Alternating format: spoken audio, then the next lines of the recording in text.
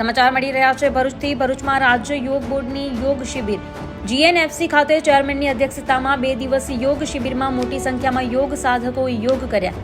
ગુજરાતના પનોતા પુત્ર વડાપ્રધાનના પ્રયાસોથી સમગ્ર વિશ્વમાં તારીખ 21મી જૂનના દિવસે આંતરરાષ્ટ્રીય યોગ દિવસ તરીકે ઉજવવામાં આવે છે, જેના ભાગરૂપે રમતગમત વિભાગ હેઠળ ગુજરાત રાજ્ય યોગ બોર્ડની રચના કરવામાં આવેલી છે, જેનો હેતુ સમગ્ર ગુજરાતના લોકો નિરોગી રહે અને રાજ્યમાં દરેક નાગરિકને સ્વસ્થ જીવનશૈલી અને નિરોગી જીવન જીવવા માટે પ્રોત્સાહિત કરવાનો છે, જેના ભાગરૂપે ભરૂચમાં ગુજરાત રાજ્ય યોગ બોર્ડ દ્વારા આગામી તારીખ 14 અને 15 ડિસેમ્બર 2024ના રોજ 2 દિવસીય યોગ શિબિરનું આયોજન કરવામાં આવ્યું છે, જેમાં તારીખ 14 ડિસેમ્બરના રોજ સાંજના 5 થી 7 કલાક દરમિયાન તથા તારીખ 15 ડિસેમ્બર રોજ સવારના 6:15 થી 8:15 દરમિયાન GNFC ગ્રાઉન્ડ નર્મદાનગર મંદિર ખાતે ગુજરાત યોગ બોર્ડના ચેરમેન સેવક શિષપાલની અધ્યક્ષતામાં યોગ શિબિરનું આયોજન કરાયું છે।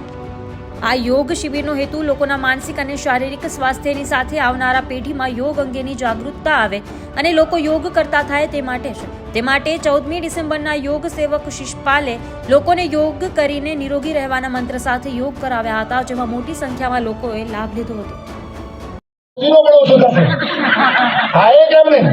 આ દુનિયામાં બધું થાય છે, બસ તમારી કરવાની ઈચ્છા હોવી જોઈએ। તમારી ઈચ્છા છે અને ટેકનિક હું તમને બતાવીશ। ભજન સાથે, ભક્તિ સાથે, સંગીત સાથે, આનંદ અને પરમાનંદ સવારની વેળાનું જે શિબિર હોય એ અદ્ભુત હોય છે। તો કાલ માટે હું આપને આમંત્રણ આપું છું।